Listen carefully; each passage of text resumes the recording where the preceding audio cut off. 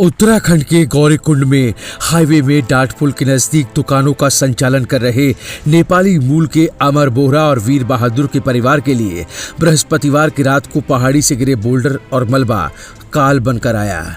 दोनों परिवारों के 10 लोग मलबे बोल्डर के साथ नदी में बह गए। शुक्रवार को दिन भर उनकी खोज होती रही, लेकिन अभी तक कुछ पता नहीं लग पाया। ये दोनों परिवार किराए पर दुकान लेकर उसका संचालन करते थे। साथ ही उन्होंने अन्य कुछ लोगों को यहाँ रोजगार भी दे रखा था।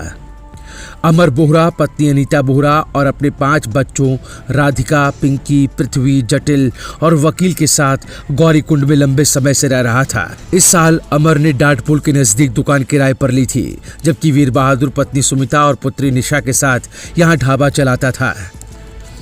यात्रा काल में दुकानें रात 12 बजे तक खुली रहती हैं, लेकिन इन दिनों यात्रा धीमी पड़ने पर दुकानें जल्दी बंद हो जाती है। बृहस्पतिवार रात को भी लगभग 10:15 पर अमर और वीर बहादुर का परिवार दुकान बंद कर सोने चला गया। रात 11 बजे से क्षेत्र में मूसलाधार बारिश शुरू हुई और रात लगभग 11:30 बजे तेज आवाज के साथ पहाड़ी का एक बड़ा हिस्सा टूटकर सड़क किनारे दुकान और ढाबे पर जा गिरा और मलबे के साथ नदी में जा गिरा। तेज आवाज सुनकर स्थानीय कुछ लोग मौके पर पहुंचे तो दुकान और ढाबे का कहीं कोई निशान नहीं मिला। वहां सिर्फ और सिर्फ मलबा था। व्यापार संघ के अध्यक्ष श्यामचंद्र गोस्वामी कहते हैं, अमर बोहरा और वीर बहादुर के परिवार में 10 सदस्य थे। बोल्डर मलबा इतना तेजी से आया कि परिवार को किसी भी को सूचना देने का मौका भी नहीं मिल पाया। वहीं वहां मौजूद प्रत्यक्षदर्शियों ने बताया कि रात 11:30 बजे जब मूसलाधार बारिश के बीच तेज आवाज सुनाई दी तो नींद टूट गई और लगा कहीं बादल फट गया। मन में अनहोनी की आशंका घर कर गई और घबराहट हो रही थी। इस दौरान बाहर कुछ लोगों की आवाज सुनी तो मैं भी कमरे से बाहर आ गया। तभी कुछ लोग दौड़ते हुए आए और बोले कि डाट पुल के पास पहाड़ी से भारी भूस्खलन हुआ, कुछ दुकानें ध्वस्त हो गई हैं। इसके बाद हम सभी लोग मौके पर पहुंचे तो वहां का मंजर डरावना था। बोल्डर और मलबे के बीच दुकानों का कोई पता नहीं था, सिर्फ लोहे और बांस के कुछ एंगल दिखाई दे रहे थे।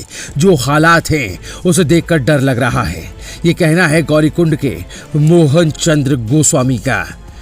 मोहन बताते हैं कि सोनप्रयाग से गौरीकुंड के बीच दिन में शटल सेवा के साथ ही पैदल यात्री भी चलते हैं।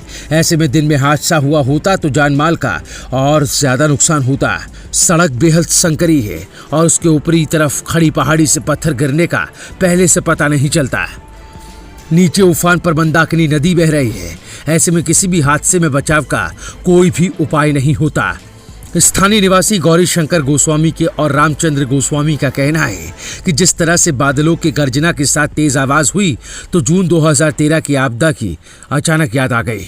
डर और बेचैनी के बीच हम लोग जैसे तैसे मौके पर पहुंचे। तब तक रेस्क्यू दल के लोग भी पहुंच चुके थे। बारिश के बीच टॉर्च की रोशनी में खोजबीन संभव नहीं थी, लेकिन इतना समझ में आ गया था कि नुकसान काफी हुआ है। आपको बता दें कि रुद्रप्रयाग गौरीकुंड राष्ट्रीय राजमार्ग पर गौरीकुंड बाजार से 500 मीटर पहले डाट पुल के पास भारी भूस्खलन से 19 लोग मलबे में लापता हो गए थे। शुक्रवार देर शाम तक रेस्क्यू करते हुए 2 शव बरामद कर लिए गए, जबकि 17 लोग अब भी लापता बताए जा रहे हैं। Bureau report, रायशुमारी।